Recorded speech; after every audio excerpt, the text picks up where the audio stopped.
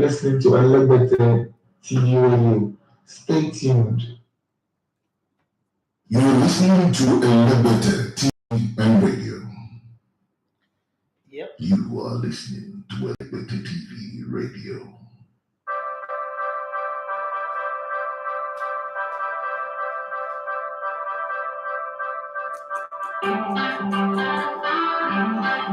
Good morning. Let's do it. Let's do the show.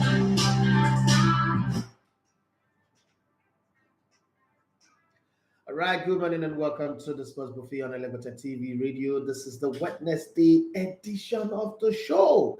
You know, from Wednesday, Thursday, Friday, anything goes. Whatever question you want to ask, whatever you want to talk about, it is allowed. Let it go. But you know, the new format of the show is that I give you the news first, and then while I'm giving you the news, you're talking about whatever the talking point you want to talk about. Whether you want to drop it on WhatsApp, you want to drop it on Instagram, or on the YouTube channel, you're allowed. On WhatsApp, it is 07025 000069. Lexi, good morning to you too.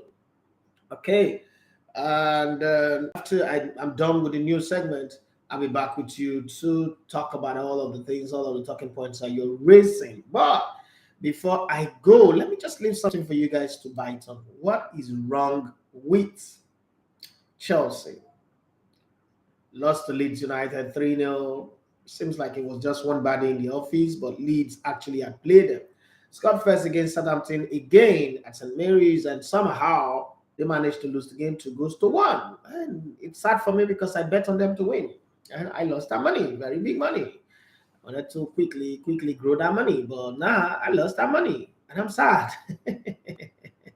It's one of those things that happen. Okay, let's come back to where we are and get in the groove so that we can enjoy the show all together. Wherever you are, drop your comment, tell me what you think, what is wrong with Chelsea.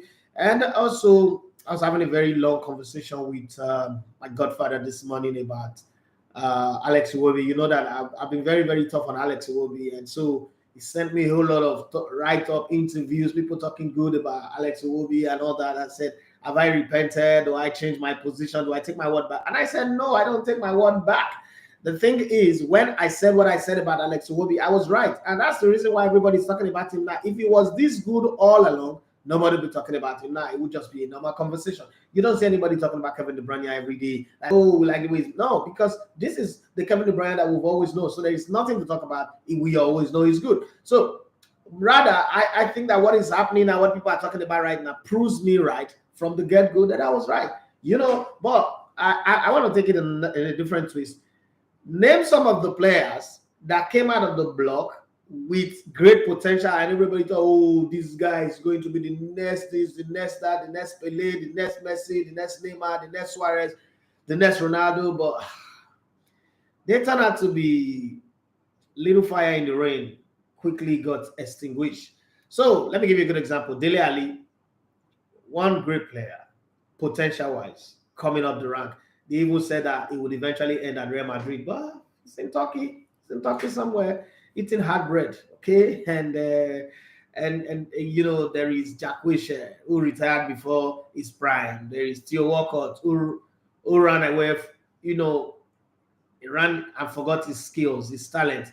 And there's a whole lot like that anyway.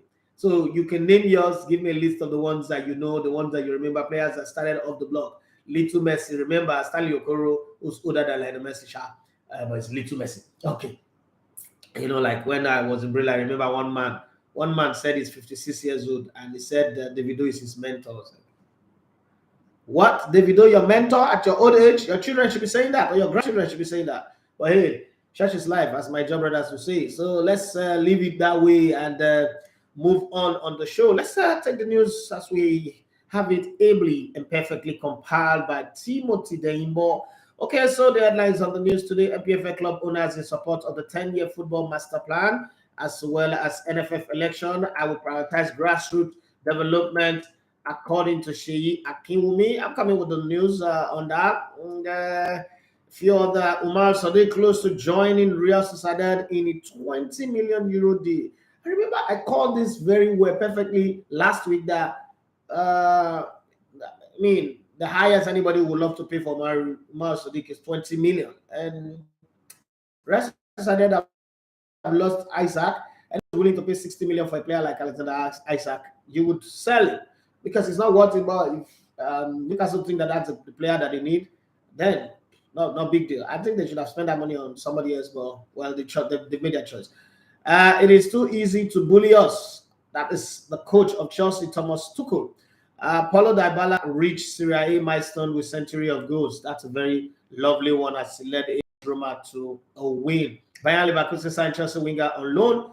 And moving up to the US Open Day 2, past champions Raducanu Osaka suffer early dismissal. Rafael Nadal survived early test as well. Let's go to the main news on all of this and bring the country down on the news, and then I'll come back to you guys and give you some of the transfer rumors, and then I'll bounce in on what your thoughts are on whatever the talking point you have in mind, okay, that you think we should talk about. Yeah, spill it out on the comment section on WhatsApp, on the comment section on YouTube, and on Instagram as well. Let's go with this one. The club owners of Nigerian professional football, the club owners in Nigeria, in the Nigerian Professional Football League NPFL, have backed the 10-year football master plan proposed by the Sports Ministry. Okay, President Muhammadu Buhari received the 10-year football master plan last week, which was submitted to him by the Minister of Sport, or the Sports Minister, or Youth and Sports Minister, Mr. Sunday Dari, and some members of the committee. The club owners made the declaration after meeting with the Sports Minister on Monday. The chairman of the club owners, Barrister Isaac Danladi, while speaking after a closed-door meeting with the minister on Monday, said, "We are happy to be part of this and 100% in support of the 10-year football master plan. We also want to congratulate the minister on his achievement in 3 years." No achievements. Danladi, stop doing that. Stop looking at there is zero achievement. This minister is a failure. Let's call it what it is. Let's not be looking at. And if you are in support of the master plan, please arrange your club in such a way that it fits into the narrative of what that master plan is. And I don't think you need a master plan and you need all this eye service to go and do all that. But well, it's the news. Let me give my own. Let me give you the news. We discussed how to move Nigerian football forward and appreciate him for all he has been doing for the sports development, particularly in performance of athletes in the Commonwealth game. The athletes that went to Commonwealth game did not perform because of Sunday Dari. They performed because of where they're coming from. Let's not be lying to people here. That's according to Danladi, who is National United chairman anyway. Okay, let's push it further down the road and take the conversation to the next level. One of the biggest conversation today is the NFF election.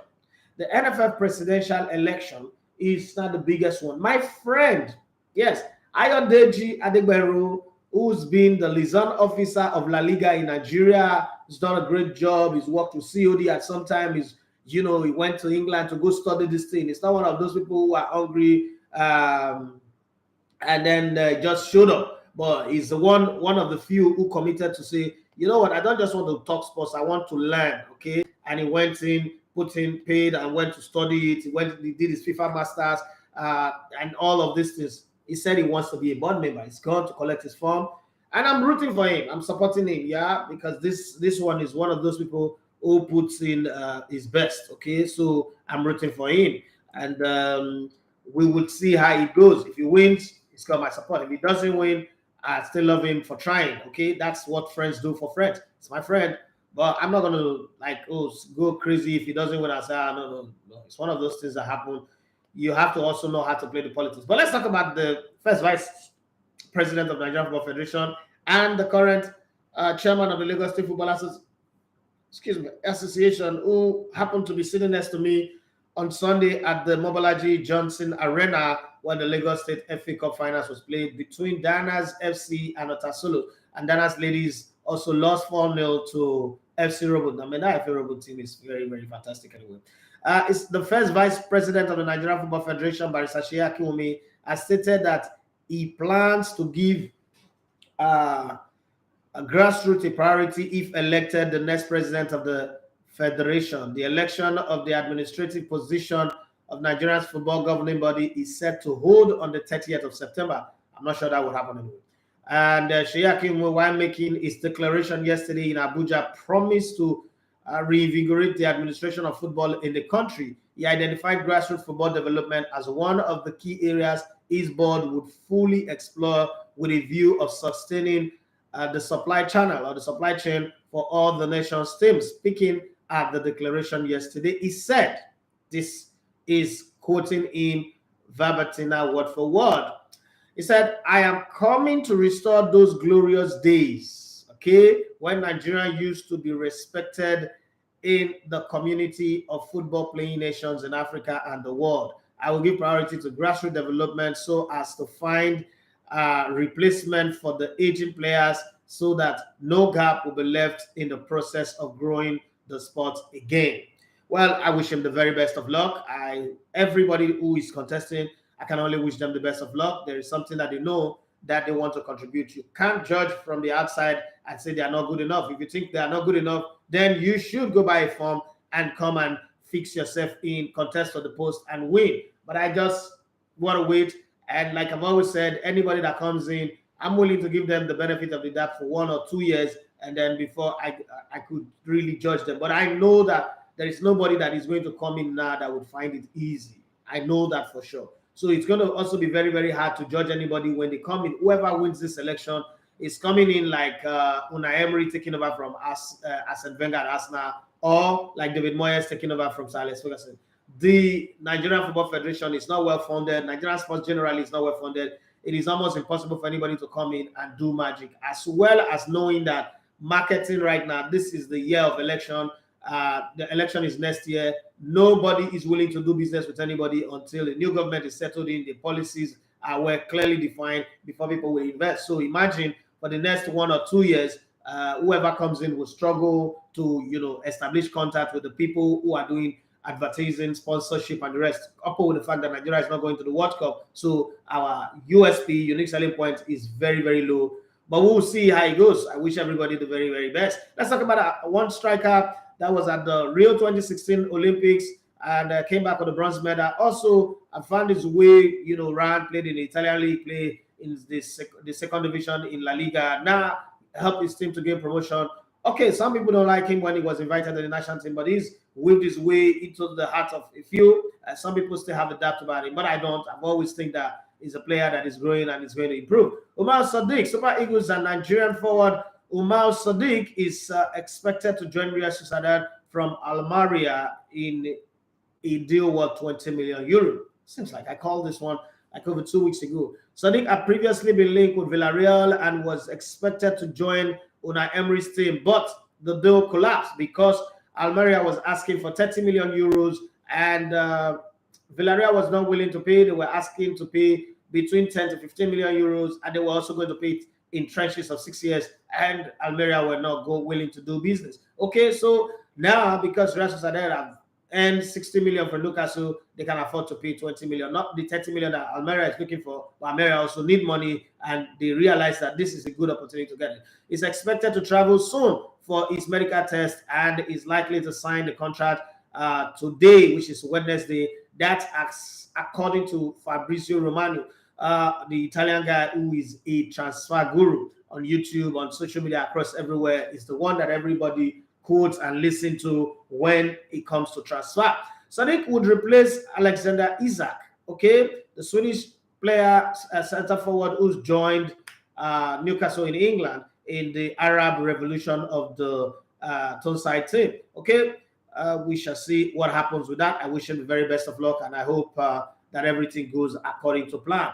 Okay, Chelsea manager after last night defeat at St. Mary's against Southampton 2-1 after Raheem Sterling had given them the lead. All of a sudden, 5 minutes later, it was 1-1, and then in the second half, the story changed, and it ended 2-1. Chelsea manager Thomas Tuchel, the German, said the former Borussia Dortmund coach, said his Chelsea team were bullied by Southampton on Tuesday at St. Mary's Stadium and urged them to toughen up. And for the Premier League away games, still ahead of them. Okay, the Blues lost 2-1 to Rafael Hutil's side, despite scoring first in the tie. Courtesy Raheem Sterling's 23rd minute strike. Romo Lava and Adam Armstrong goals were enough to give the Saints their first home win over the Blues since March 2013. Mustako. You are setting some unenviable record anyway. In the post-match reaction, Chelsea manager Thomas Tuchel stated that they accept losing football games, but it's too easy doing that against them right now. And this were his word exactly. He said, we are humble enough to accept that we can lose football matches. We hate it, but it is too easy to push us off the track. It is too easy to win challenges. It is too easy to bully us, and that's something that they don't want. Let's take a journey past the channel and go to France. And for France, we cannot stop there because we don't have a transit visa, so that we don't sleep in the airport like the Super Falconet. So we go straight to Italy and buy a little bit of pizza and go to Rome and see what's happening in the Roman Colosseum. Paulo Dybala joined the list of players to have scored 100 goals in Italian top flight, having scored twice against Monza in the Stadio Olimpico. In Roma's 3-0 win on Tuesday night, the 28-year-old scored his first Serie A goal on November 11, 2012. And between 2012 and now is exactly 10 years for Palermo in a 2-0 win over Sampdoria. En route the century of goals for the Argentine, he registered 16 goals in 61 Serie A appearances for Palermo, 82 goals in 210 appearances for Juventus, and yesterday's 2 goals for Roma. Okay, that makes it 100. You see that? Dybala is one of only 8 players since 2004-2005 season to reach both 100 Serie A goals and 50 assists. What a player he is. Cristiano Ronaldo will always be grateful for him, but at the same time, this player will say Cristiano Ronaldo stunted his growth. Let's now take a detour to Germany and tell you what's the connection between Chelsea and Bayer Leverkusen right now. These two clubs have been doing business for quite a while anyway. Chelsea winger Callum Hudson-Odoi had completed a loan move to Bayer Leverkusen. I know some Chelsea fans are happy because this guy cannot stay fit to save his life. He can't stay fit to save anybody's life even. Okay, completed a loan move to Bayer Leverkusen for the rest of the season. 21-year-old England forward has not featured for the Blues this campaign and made 15 Premier League appearances last season. Leverkusen finished third in last season's Bundesliga and in this season's UEFA Champions League alongside Atletico Madrid, FC Porto, Club Brugge in Group B. Odoi was once a target for German giant Bayern Munich, but that's the story for yesterday. My Bayern Munich are no longer interested in a player who cannot find consistency to his game. As Chelsea turned down a £35 million bid for him in 2019, they wish they had taken that money because of how things have turned out. He signed a 5-year deal worth more than £120,000 a week with the Blues in 2019, but has failed to earn a starting place in the team. Chelsea also have the option to recall Hudson-Odoi in January. That is how the deal was signed. Let's go to the court where everything about tennis will be talked about. And all of a sudden, since she announced that she's retiring, seems like there is vigor, energy, and verve in her system. I'm talking about the one and only greatest of all time, Serena Williams. Okay, she's firing on all cylinders and blazing trail. Well, others are falling. The new kids on the block are falling like a pack of cards. She's still progressing. But then, there's no story about that, but I just thought I should make you guys know that one. Okay, day 2 of the final Grand Slam of the year 2022, US Open saw a pair of past champions ousted in the first round, while another survived by his breath. Okay, survived an early text to advance. Danielle Collins sent Naomi Osaka packing in round 2. Prior to Tuesday's win, Danielle Collins had never beaten Naomi Osaka, even in her dreams and in training. The 19th-seeded American beat Naomi 7-6, 7-5, 6-3 to advance to the next round and sent the 2-time US Open champion home to her bed and to watch from the TV. Okay, the early exit was the second of the day for past champions, as reigning champion Emma Raducanu also fell in straight set 6-3, 6-3, just like love. Okay, to Alice Comet of France on Tuesday.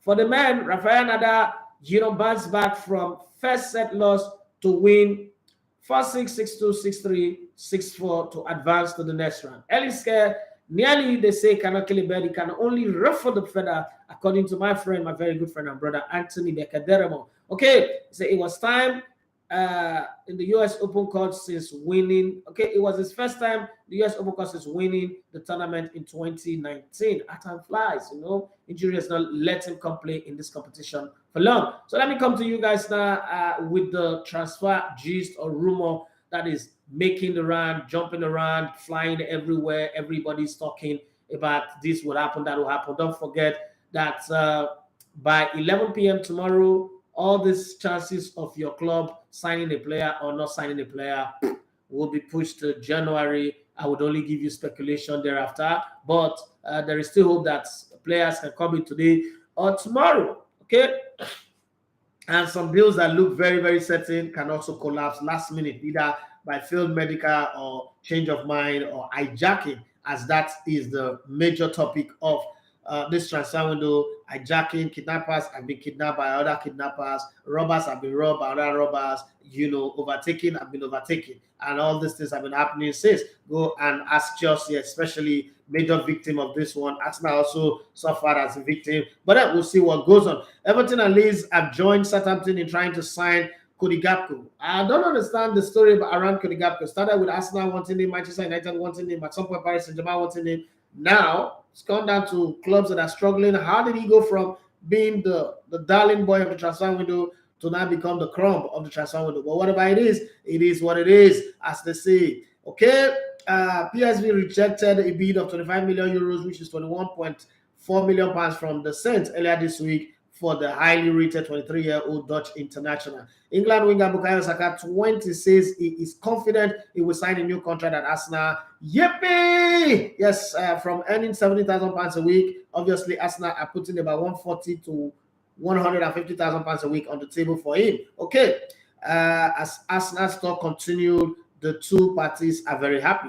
Brighton said they will not be pressured to selling their Ecuadorian international midfielder Moises Caicedo, 20, who is being linked with a 42 million pounds move to Liverpool. You will not be pressured, but money can make things happen. Okay, money is a very, very powerful tool in this world. Chelsea are in talks over completing a 77 million pounds deal for Croatia defender Josko Gvardiol, 20, by Thursday's transfer deadline, with the intention of loaning him back to his parent club RB Leipzig. Okay, I think that's some kind of spending that they don't need right now. Any players that can come into that team and make the team work, a striker most especially, because that team does not have an arrowhead. If you think you're going to focus on Kai Havertz as your lead striker in that team, his own teammate cannot even find him. That's the funny thing. His own teammate cannot find him in the team because of the way he's always hiding in between the opposition defense. So I think you should fix your problem first before you sign a player and loan him back. Manchester United would allow right back Aaron Wan-Bissaka. Aaron Wan-Bissaka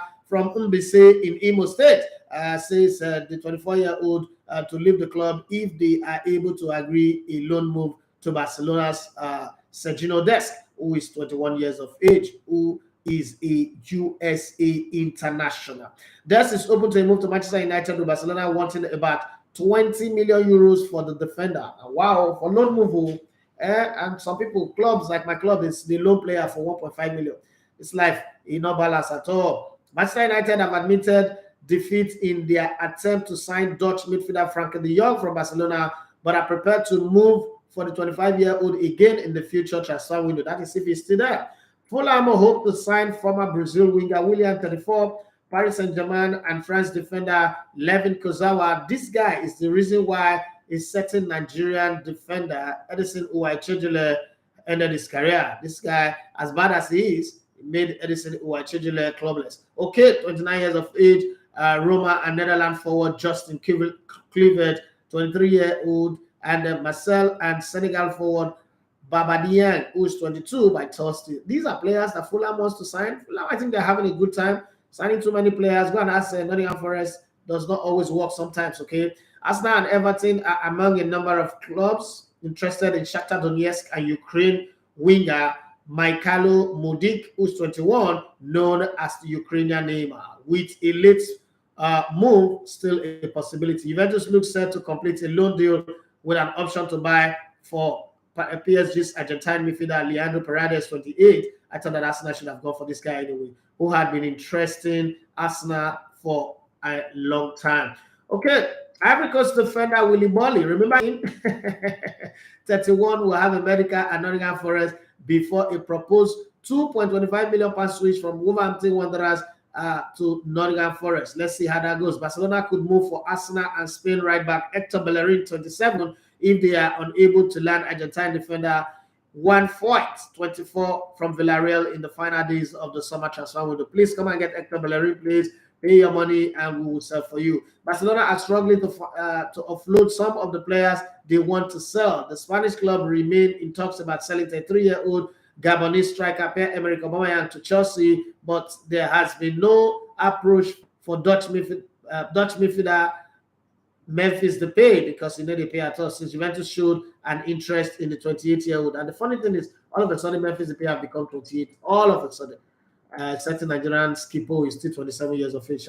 Atletico Madrid are prepared to make a £20 million offer to sign Aston Villa and Brazilian midfielder Douglas Luiz, 24, who is in the last year of his contract with the Premier League club. Let's see how that works. Atletico Madrid are playing terribly right now. They need something to revive that team. I think the players in that team are too old. The cookies of this world. Jan Oblak is still a good goalkeeper, but a lot of players in that team are too old. They need refreshing, but the loyalty of the coach to these players is affecting the team. I understand the beauty in this stadium. They've not made much money. COVID also happened, but they need to find a way to refresh the team. Fellas have not lived up to that £105 million that they spent in signing him. They should have sold him when an offer for 120 came in, but hey, they know what they're doing. Let's keep our fingers crossed and see.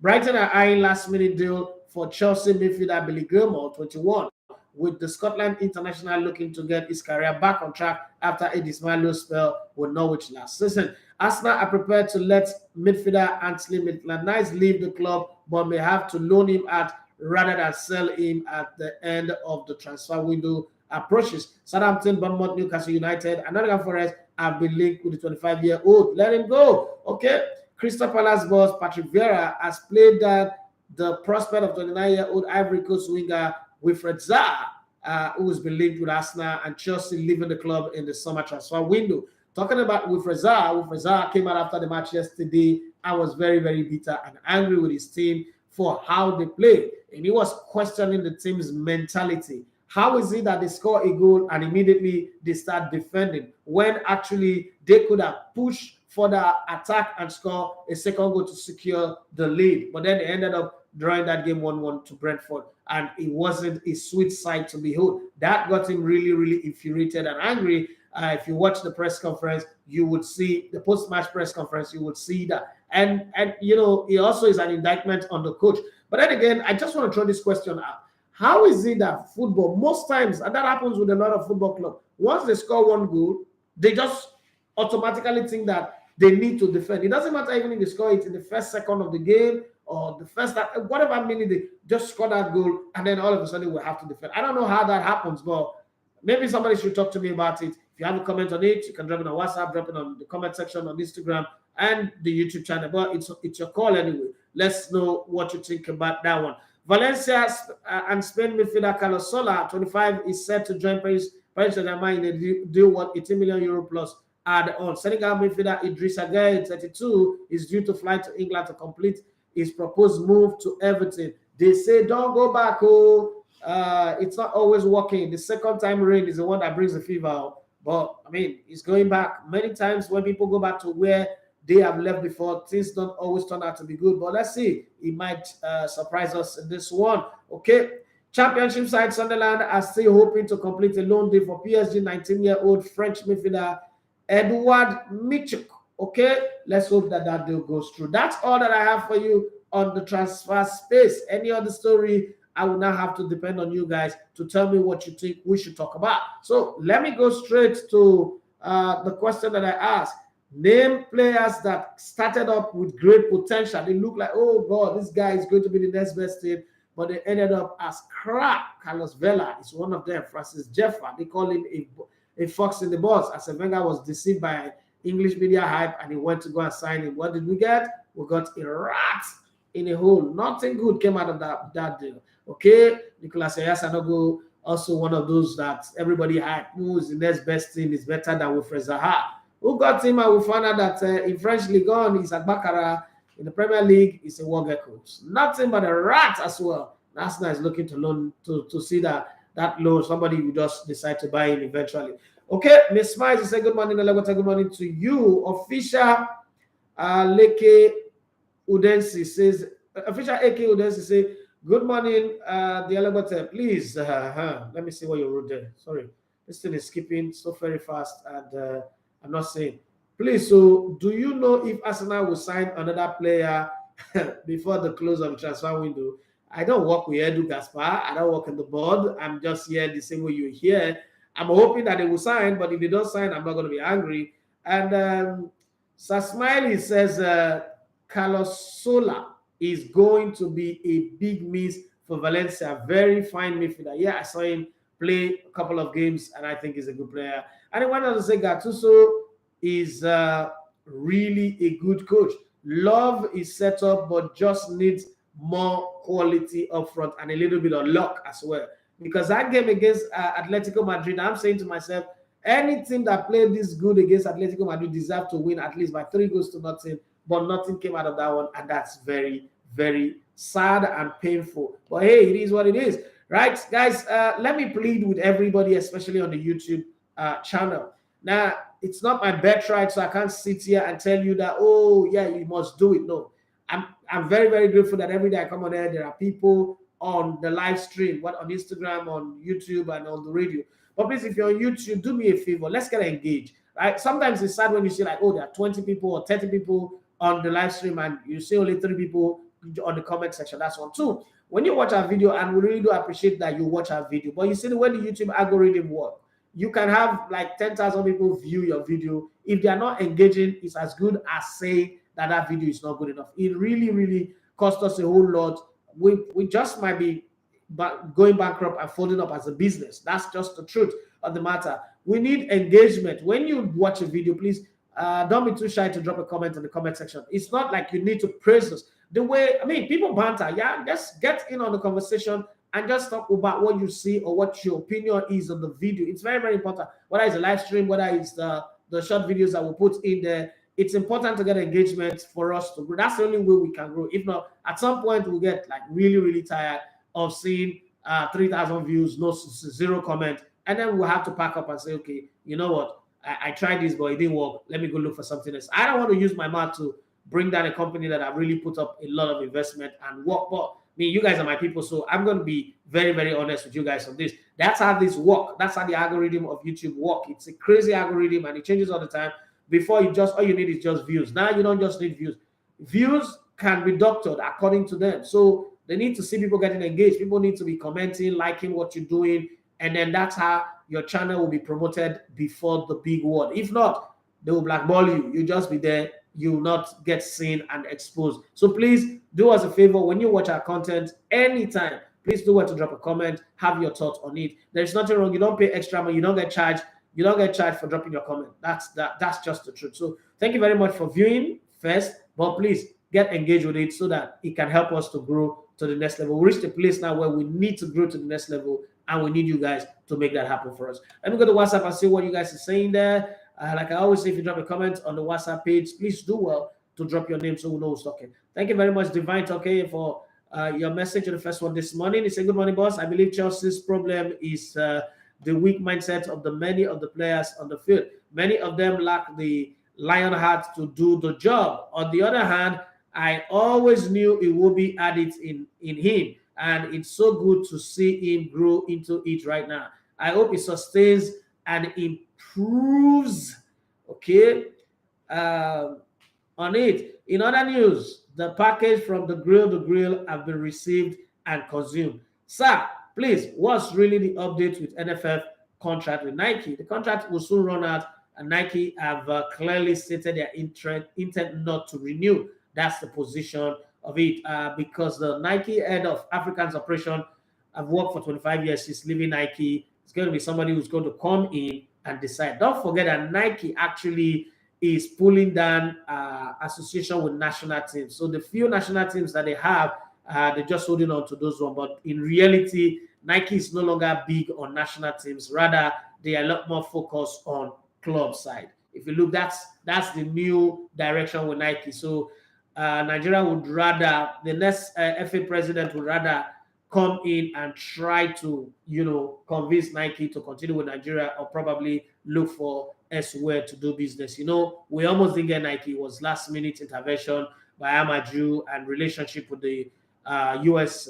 Football Federation president and all that. Nike's an American company that led to that. Nigeria was almost going to buy jerseys for qualifiers for $250,000. Sorry, but then Nike came in last minute, and you can, if you recall, go check one of the interviews I did with Amaju. You would see where we sat down in his lawn wearing green t-shirts and we talked about it. So you can check that one and you see the fact of that matter. Okay, this one is coming from who's sending this message now. I really would. Ibrahim from Ikorodu says, good morning, boss. Ibrahim from Ikorodu. Gabriel Obertan of United, baby. Joel Campbell. Chelsea need more than Fofana in that team. Thank you very much for that. For those of you who are just tuning in, the reason why he's mentioning those names, those are players who had potentials but didn't turn out to be as good as everybody expected them to go. Okay, this one is coming from Matthew from Ikotu. He said, good morning, Mr. Elebete. One of the reasons why teams sit back after scoring one goal is because most of them see that goal as luck, most especially when the goal was scored by the underdog. But Crystal Palace cannot be said to be underdog when they are playing against Brentford. Crystal Palace cannot be underdog in that regard. Not the Crystal Palace that will go and attack Man City and score 2 goals, and then come and play Brentford and be playing like that. It's strange. Look at Leeds United. They play like Jesus was going to order that the trumpet be sounded after the 90 minutes of the Chelsea game. After that game, they've been playing like Agbefe. If you know what Agbefe is, they've been playing like rubbish since. They can't even attack. They can't even run. Why put up that kind of performance against Chelsea, and then after the Chelsea game, you don't play well? Those players, are they auditioning to be signed by Chelsea coach? I don't understand. But sometimes you really, really get sick of that kind of attitude or behavior by some teams. You've got to keep that energy and sustain it, and then we know that, okay, this is how this team play. Not when you see Chelsea or you see Arsenal, Man United or Liverpool, you're not playing like your life depends on it. Then you go play against your mate and you start playing like what I don't understand. That's sometimes very, very funny. Lexi says the celebration police are just ridiculous. Richard Case, Simon Jordan, these people choose to forget that teams like Leeds and Southampton meet Chelsea and Brighton, put Man U to the sword, etc. I don't understand where this is coming from anyway. Maybe you should enlighten me a bit. Shooks 9000 said, what are your EPL top 4 and the team that will be relegated? Wait, let the transfer window close on Thursday. Maybe next week, Monday, I should be able to give you that as best as I can. But for now, let's wait a bit. Okay, on YouTube, Oduni Ramileko is the first person to show up. He said, good morning, boss. Good morning to you. And then the Olara Wanju said, Adam Yanuza. Yeah, that's one guy that showed up, and everybody said, this is the next guy. Federico Makeda for me. Flatter to deceive. You are so on point. Nasri Olarafe, my guy. This is my guy. Like my guy. When you say it passionately, the first friend that I made in my journey to Lagos. I mean, I've known him since 2003, and he's been consistent. As a Juventus lover, recently called me from the Emirates and was trying to put me up to some very, very beautiful deals. Wonderful guys. Friends who look out for your best interest. Friends who hear that you're doing something and they start looking for, okay, so how do I help this guy? How do I help this guy get better? I mean, there are not too many people like that. Nasri is one of those exception to the rule. Thank you very much for being a good friend. He said, Edmondo, Govinho, and Adriano. I wouldn't say Adriano is on this list. No, I wouldn't. Adriano is not on this list. What happened to Adriano is different, but his football was good. The little time that Adriano played is still way better than a million players that we celebrate today. So I'm not going to put Adriano on this list. I'm sorry, but I understand that you are entitled to your opinion, and I'm going to respect it. But I'm going to take him out. I mean, I was thrilled with the little that he played. Olatunji Emmanuel said, good morning, boss. Good morning. He said, I'm loving the show. Thank you very much for that. And please do well to always show up and join the people who comment, who engage on the show. And Oduni Remleka said, Tuku will get luck. Say, not be Abramovich day up. Day. Oh God, I like the way this thing came out. Came out like we're having a conversation in the streets of Warri. He says, in letter, good on they ready, sis. And I agree with you. Anthony Rameleko says, Bojan Kekik. Oh, this is the one that everybody said, this guy, Giovanni Dos Santos, and this guy's the next best team in the blah, blah, blah. Couldn't play football. Chuk Sadigwe, he says, good morning, Elegote. Nice being on the show once again. Thank you very much. Sylvester Ilekari says, you are doing well, bro. Thank you very much. Asa Patrick says, good morning. Timothy Daimboy says, right now, the only bright spark in Chelsea's attack is Raheem Sterling. Kai Havertz, Mount, and Pulisic. Jeez, I know if it even describe him.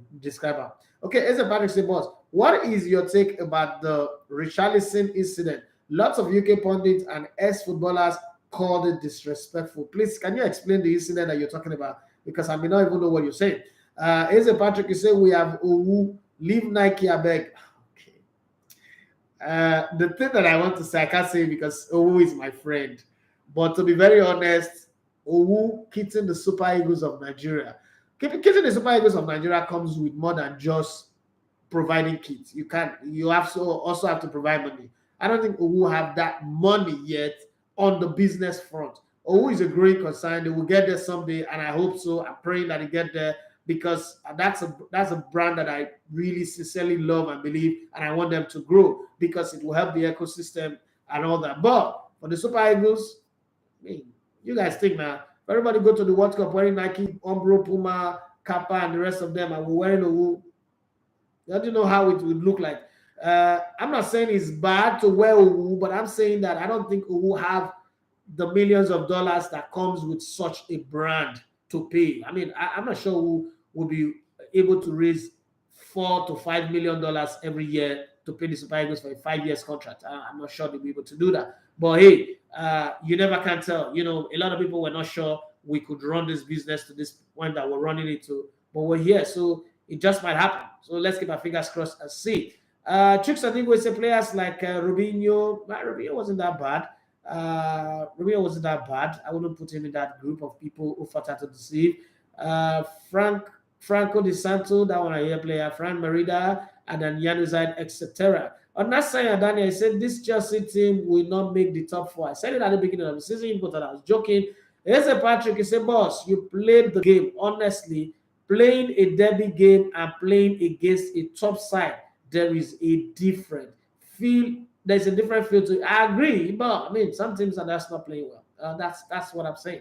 Some things are not just consistent in their play. You've got to be consistent in certain things that you do. If you can play well against Chelsea, you should be able to play well against the other team. So it's not about derby, but it's just about creating a pattern of how I've seen Man City lose, but we still know that they still play in the way they play. So okay, this is Man City, but so this is a bad day in the office. But some teams are just not it at all. They just know how to play against the big side, and then when they come up against their mate, you see Fulham now. Fulham is one of those teams that we all thought, they will get relegated going back. But the way they've played so far, they've shown consistency in what they do. And for as long as Mitrovic is fit now, we can say, they're not qualified for Euro, but they would not get relegated. So that's the kind of thing that I've used a consistent pattern to change our mind. But the season is still just starting. Anything could happen. But so far, they've earned the right to be regarded as a team that would not go on relegation, unlike maybe Bournemouth and a few other teams that are stuck in the mud of struggling and not looking like they would go. And some of the relegation candidates were helped by the poor form of Liverpool and Manchester United. But hey, those two teams have raked up some wins, and it's looking like they are going to change the tide. And then Liverpool also accounted for the sack of Scott Parker. And then I hate the fact that the coach of Liverpool keeps coming out to try to talk like, you shouldn't by sacking. But tell your team you win 1-0 now. What's wrong with you? I win 9-0. You 5-0 first half. You're making changes like you're losing. So and now you come out and be saying crap. My friend, get out of here. Okay? As a Patrick say, Open and 1-4 is that player that didn't do enough for me. Open and 1-4. Okay, if you say so. When Richarlison juggled the ball during the game and he got kicked for it, some pundits said he deserved it because it was disrespectful. Oh, no, that's not disrespectful. That's so the English press. Let me tell you how the English media work. And I've said this before, but people think I'm joking. The biggest threat to European football dominance is Brazil and Argentina. If Grealish did exactly that. They'll tell you how fit he is, how much perfect control he's got, how much of a player who can articulate his surrounding and all that. Or even if it's a European player that did that, they would not, say it. But notice, if Neymar, Brazilian player, Argentine player does any of those things, even a Rabona takes the ball and flick it over the head of a player, they'll call it disrespectful. It's not disrespectful. The kick is a foul. You are allowed to play. It's called football. Whatever you choose to do with your foot with the ball, it's your choice. But people, I understand, Europeans don't want South American players to get in their rhythm, especially in a World Cup year. They don't want them to do the things that they are good at, to express themselves in the essence or in the element of what they are good at. So they use the media to tear them down and make them start questioning themselves like, is it right to dribble somebody? Is it right to take on a player? Is it right to nutmeg a player? Those basic things that as a South American, that's what makes your game beautiful. That's what fine-tune you. Like if you're an instrumentalist, if you pick up a guitar, you go for a show, you pick up a guitar, you don't just pick up the guitar and start like soloing. You strike the chord and feel the tune, and then you fine-tune it to get to where you want it to be as stringly perfect as you want it to be. And sometimes some players, that's what they do. You see Maradona back in his day, before the game starts, you see him juggling the ball on his head, on his shoulder. That is him announcing himself, like getting in the zone. But the English pundits, this is what you need to understand. English pundits in England till this very day, they are still looking for the next Gascoigne. That's how bad English football is. They're still looking for a player that is the next Gascoigne. And we've transited from people like Pauline, Poscos, Giggs, Gerrard, Lampard, and a host of other players up until now. They're still looking for. Brazil is not looking for the next Pele. Neither are they looking for the next Socrates or the next Zico or the next Donga, Falcao, all this Romario and the rest. They just believe that every generation comes in and do what they know how to do. So it's strange to an English pundit to see a player play like that. I remember back in the day when David Ginola was playing for Tottenham Hotspur. That's what they also said. Oh, he dribbles too much. He's too busy. He's too this, he's too that. Then Ryan Giggs came in. I was doing that same thing. And everybody was like, oh, that's the guy. And then David Beckham came in too. I was doing similar thing. And everybody said, this is the guy. They bend it like Beckham. Beckham this, Beckham that. So it's a different conversation. I'm not going to join that. If you juggle the ball, you juggle the ball. If you want to take it, come and take it from me. But don't kick me in the process of trying to do it. If you kick me, that's a foul. Calling it disrespectful. First off, I am not meant to respect my opposition.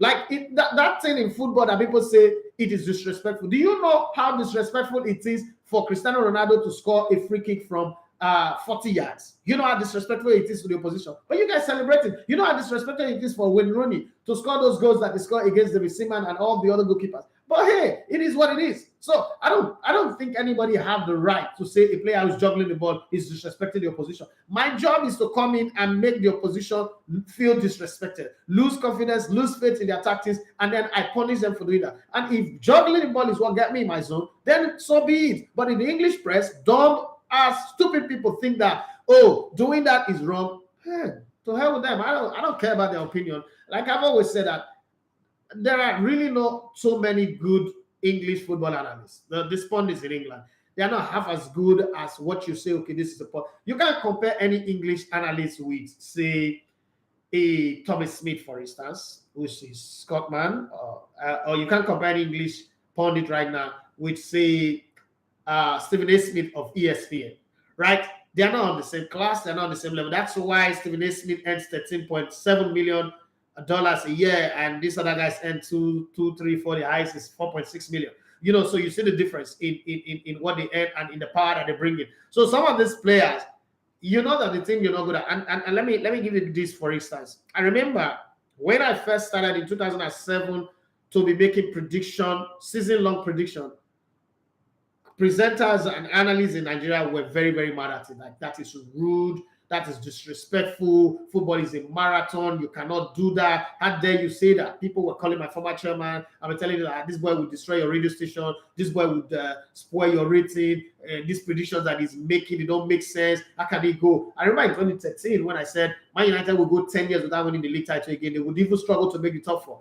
And I agree that they have the right to be angry, but the way and manner they express it, you know that thing they say, it is not what you said that matter, but it's how you said it. You know, the way and manner people went about expressing it, telling my former chairman, you have to sack this boy will wreck your station. Man United have gone 10 years without winning it. So there's somebody who is bold enough to say, yeah, this is what I think would happen. And I'm ready to put my name on the line. Now, it is not your job to tell me that what I am putting out there is wrong. Okay, you don't have the right to say that. What you have the right to say is to say your own and say, I think Man United will win the title in 10 years' time. Then my predictions and your prediction will run on a parallel. Okay, so you are Max Verstappen and I'm Lewis Hamilton. But let's see who wins the race. If you win, you can brag about it. If I win, I can brag about it. But trying to not make me lose my job because you think that, oh, nobody's ever done this. How dare you come to do it? But then in life, we are actually meant to do the things that what nobody has ever done. But then I realize that our country is not like that. So that's the same thing. And we borrow a lot of things. Our journalists borrow a lot of things from the English people. And I don't think that the English press I don't have anything to learn from them. I like the way they use the media and all that. But I don't think that there is anybody in England that I look at, I want to be like this person. I want to be like Piers Morgan. No, there's nobody there. But hey, this is over. Let me give you a very vintage example. One of the battles that I fought all through the time I was in radio, like terrestrial radio. So you go to work and you would pronounce, okay, French Ligue 1. They say French Ligue 1. And I mean, I'm coming from football. I'm a journalist. And I say French Ligue 1. And somebody will run into the studio off the fader. I say, no, you can't say that. That is wrong. It's French Ligue 1. And I said, what the fuck is wrong with you? It doesn't matter. I'm communicating. The person that I'm talking to, no, I'm talking about the French League. They will not agree. This same person that runs into the studio would open his gutter mat and say Jordan Ibe. IBE. We all know it's Ibe Chuku. Oyibo man call it wrongly, but because it's Oyibo man that call it wrongly, a Nigerian man who knows that the name is Ibe Chuku will say it's Jordan Ibe. And I will not run into the studio and tell you that, guy, this is what you talk. So it not makes sense. You get sense. This is what you talk that makes sense. But I just look at them like, I'll be like Kabi, the Senegalese who's in Italy. Because it doesn't make sense. But that's who we are. And that's also the way the English press, the English media work. And sometimes, if you're in the industry, you sit back and you observe and you notice like, you just shake your head like, this one's, they don't know anything. That's why a brother Shaggy, for instance, will come out of the street and create content and would go very, very big without the need to be stifled by all those things. And it will grow, or a macaroni. But all these people who think that they are prime and proper want to teach you how to pronounce everywhere. You know those guys on Facebook who tell you that your one word spelling is wrong, one this is, all those Momo people, and they don't know book. They don't know book. But they are social media professors. That's the same thing with the English media. Well, hey, you gotta live with people like that and just tell yourself it's one of those things, okay? On that side, Daniel, he said Joel Obi. Yes, I really had a lot of expectation for this young man. I thought it was going to be the Clarence of Nigeria, but it didn't turn out to be like that. DJ Lavoma says something needs to change for Chelsea as fast as possible. I think that time is running out for Chelsea, and I think that their away form will be their greatest undoing this season because the Sharks are sharpening their teeth and saying that the Chelsea team can be bullied. They are not as strong as they think, and they're not making statement signings that will make people say, "Oh, Chelsea have changed their track." I think that the time is too short right now. They should prepare for January, and then January is always a panic buy. By January time, things may have gone very, very bad.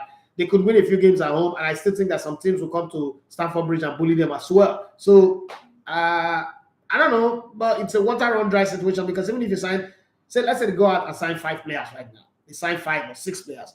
It will take them time to blend in, and some of the best players have already bought. Some of the best players already have clubs, so it's going to be difficult for them. There's a panic. Said Obina saw for the Nigerian winger in 2008 that does, but I know him now when he scored. Played with Ogbuke for the Super Eagles. These are players that didn't do enough for me. And this is enough for myself. Danielson with the leg over, then for Brazil. Yes, Danielson just played the leg over, play for Real Betis. Bojan kick, according to additional for as well. As a bank, Evo Carragher said it was disrespectful, but they don't think Pickford running down the clock with antics is in. Yeah, guys, it's English people, I understand. See, this thing that you're saying, it's a battle that we have all the time.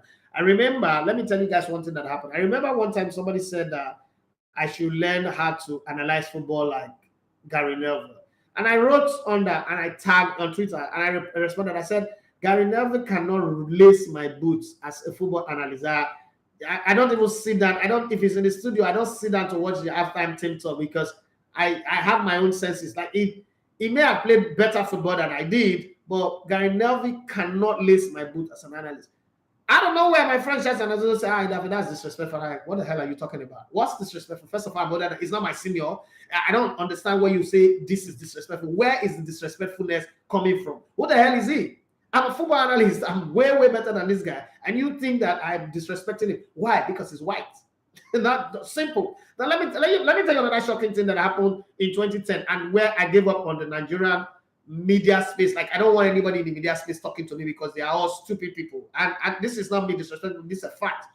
A guy called Thomas Lambo who used to work with Super Sports was coming to Nigeria. Do you know that owners of TV and radio station went to the airport to go and line up to welcome Thomas Lambo? Thomas Lambo is a bloody presenter like I am. It's like telling me now that Andres Tansand is coming to Nigeria and I will go to the airport and wait for him. An employee of Sky Sports, and I own a station here. God forbid. When Giovanni Eba was even coming here, I know go wait for him. I did my studio here. People let him come here. It's as simple as that. You have to know what your position is. But editors, senior officers of media houses all went to the airport. They go queue. They wait for Thomas. Smart Kyoda. Smart Thomas Lambo. They wait for him. Like, yeah. And they were running after him, carrying back. Wake up. Kinaku. Like, what is wrong with these people? Are you people like normal?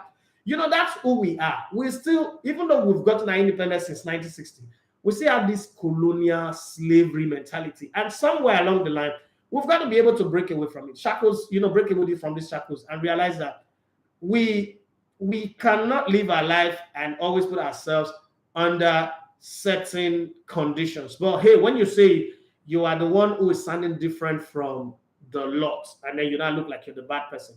But sometimes dare to be a bad person, if it means standing alone, but stand alone for something that is right. That's the way I see. Onasanya Daniel, he said this season so far has shown Van Dijk is overrated.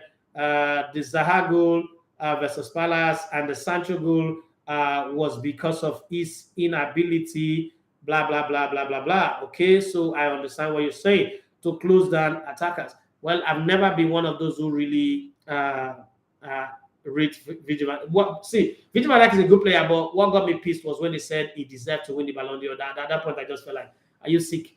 Nobody ever mentioned John Terry in conversation with the Ballon d'Or. We saw John Terry put his life on the line to defend. We saw John Terry led a team in an entire season. They didn't concede up to 20 goals in an entire 38-game season. And you tell me that this Virgil van Dijk that does not go into a tackle, that uses other people to walk, is better. We've never had a conversation where people say Paulo Maldini should win the World Footballer of the Year. We've never had a conversation where they say Philippe Lam should win the World Footballer of the Year. We've never had a conversation where they say Jaap Stam or Rio Ferdinand should win World Footballer of the Year. Somebody woke up and said that the prestigious Ballon d'Or should be given to Virgil van Dijk. Seriously? Are you guys serious? Once I heard that, I was like, oh.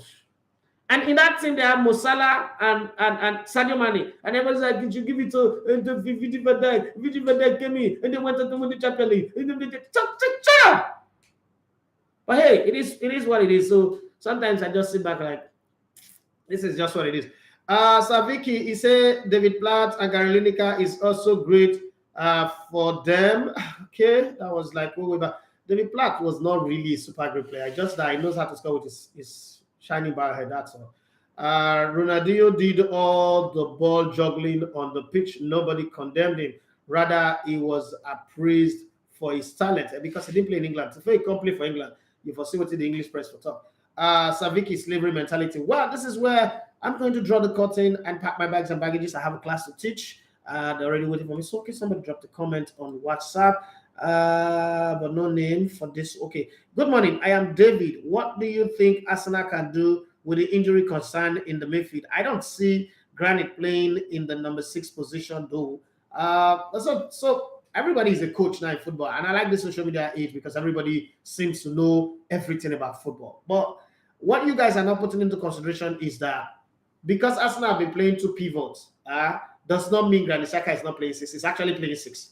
or what we used to call number 4 position. It's actually playing that. But the fact that Thomas Partey has to stay back means he can go forward. Having said that, though, Arsenal have a midfield rotation that can allow them play one player in the deep line midfield, which is Granit Xhaka, and then you have a Fabio Vieira, Odegaard playing up in front of Xhaka. When we lose the ball, they track back.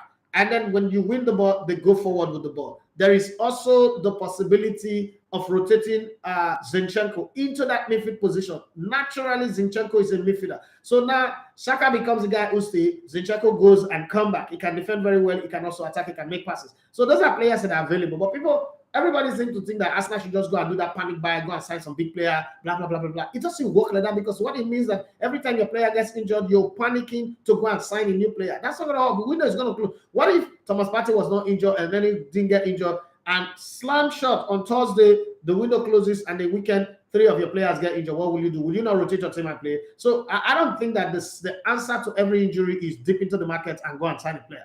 But I think Arteta envisages these injuries and suspension. That's why the major investment was done in midfield. There's a reason why we have Elneny, Xhaka, Thomas Partey, but we still went on to go by Fabio Vieira. We still have McQueen also can play on the wing and play in midfield. We also brought in our own version of Joao Cancelo, which is Alexander Zinchenko, to be able to play in multiple positions. You've got to adjust. And then there is also a bonus player who naturally started his football as a defensive midfielder, Ben White.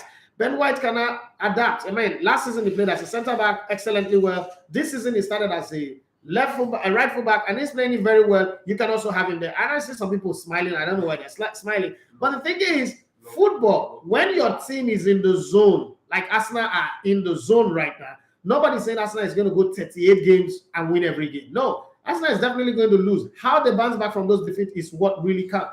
I think that Arsenal will get, the fixtures is coming. They're playing Aston Villa today. Over the weekend, they're playing Manchester United. They're still going to be Spurs in all of this conversation. They are going to lose some of these games. But the character in which they come back from them is what matters. And I don't think that when Arsenal lose a game, anybody should come out and say, oh, it's because Arteta did not sign this player or this and that. I don't think that should be the ideology. But it's just the fact that the team will go through some of these things and go, hey, my God, Taiwan Gvardiol, how are you doing? It's been a while.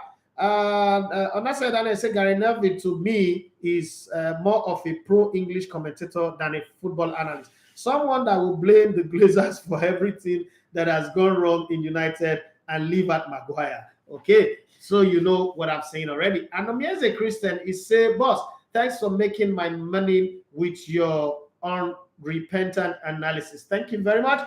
I gotta go now. God bless you guys.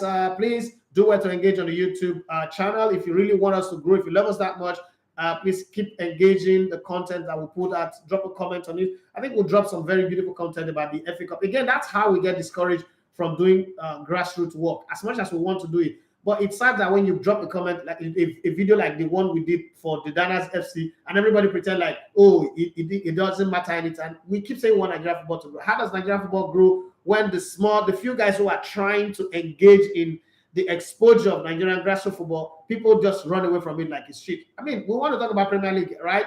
But we want our own football to grow to the level where that will be the one we'll be talking about. Maybe we could be also like Gary Neville, pro-Nigerian football, pro-Nigerian sport, pro-Nigerian athletes, and do all that. But if we're not encouraged to do it, we'll keep talking about European football. I'm sorry, okay? But let's see how it goes. Abebe Deliso, Ise Munia and Dest is the Munia is better.